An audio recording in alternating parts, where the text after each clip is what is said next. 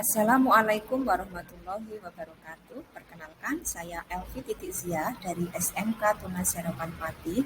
Kali ini saya akan mencoba memberikan best practice saya yang sudah saya lakukan di dalam kelas bersama anak-anak, yaitu untuk pembelajaran bahasa Inggris fase E materi asking, giving, and responding opinion. Oke.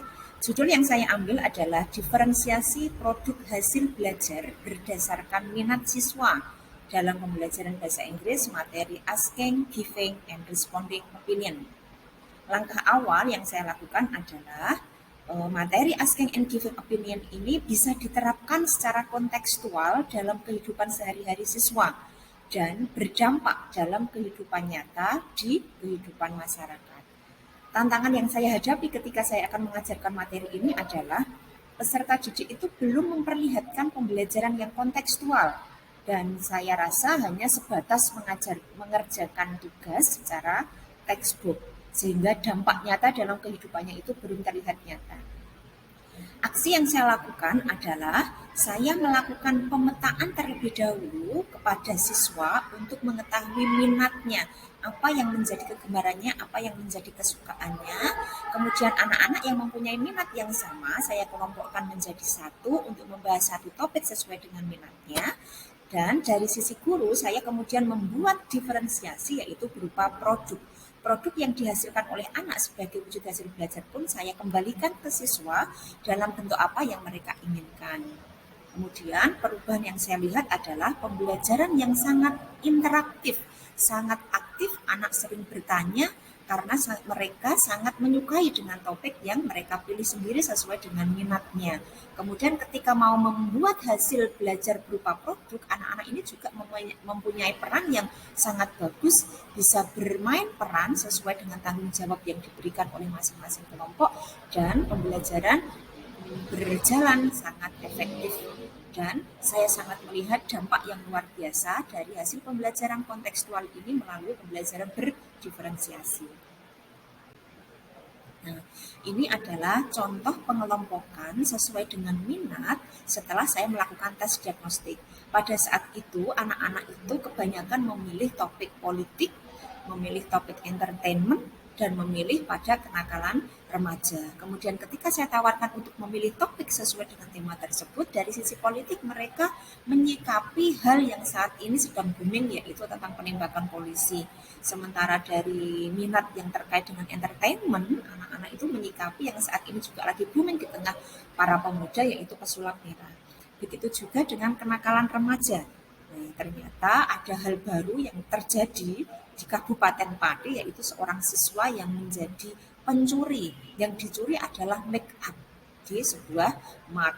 Nah, minat ini yang kemudian diangkat oleh anak, kemudian dijadikan bahan diskusi untuk kemudian dijadikan sebuah dialog atau conversation yang sangat bagus di mana di dalam conversation itu memuat materi asking, giving, and responding opinion. Nah, ini diferensiasi yang dilakukan oleh guru. Guru ingin melihat hasil produk belajar siswa sesuai dengan minat tersebut. Setelah dibuat diferensiasi, ternyata anak-anak memilih untuk membuat produk hasil belajarnya. Ada yang membuat berupa YouTube dalam bentuk podcast, kemudian ada yang membuat komik, kemudian komiknya ditulis tangan, ada juga yang membuat komik, tetapi komiknya itu dalam bentuk animasi sehingga print out, ada juga yang membuat video di luar kelas sehingga kesannya seperti santai. Nah, kemudian video tersebut diupload di Instagram. Nah, ini adalah hasil belajar siswa yang kemudian mereka buat menjadi produk dan diunggah.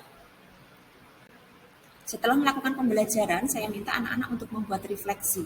Nah, dari beberapa refleksi yang masuk, ternyata anak-anak itu merasa bahwa pembelajaran menjadi sangat cepat, anak-anak tidak tertekan, anak-anak merasa senang, anak-anak merasa fresh karena pembelajaran tidak harus di dalam kelas, sehingga pembelajaran tidak merasa membosankan.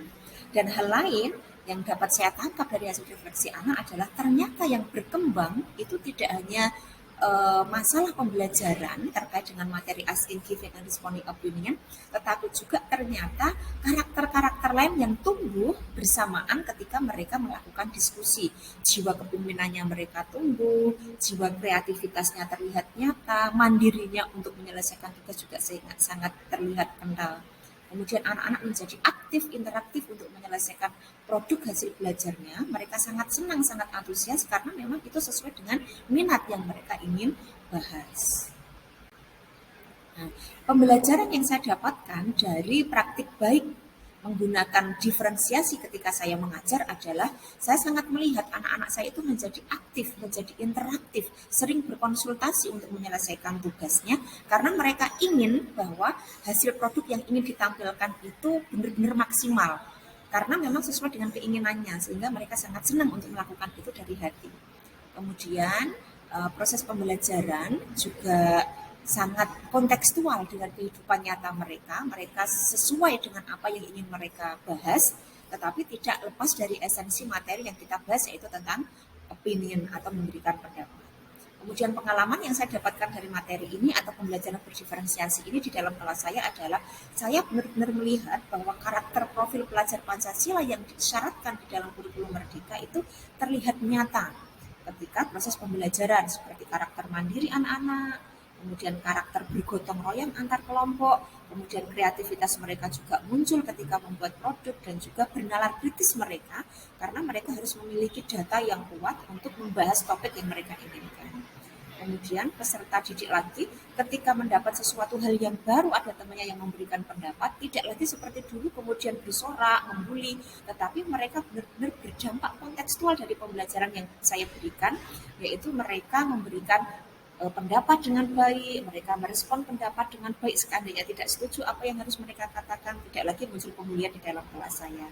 Kemudian yang perlu saya kembangkan ke depannya adalah saya sebagai guru harus melakukan strategi pembelajaran yang tepat bagi anak yang bisa menjawab kebutuhan anak sesuai dengan apakah minatnya, apakah kebutuhan dari sisi profil belajarnya atau dari kesiapan belajarnya sesuai dengan karakteristik materi yang akan saya ajarkan.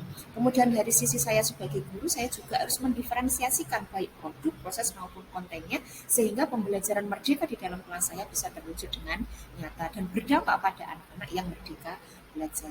Demikian praktik baik dari saya. Terima kasih atas perhatiannya. Sampai jumpa lagi pada praktik berikutnya.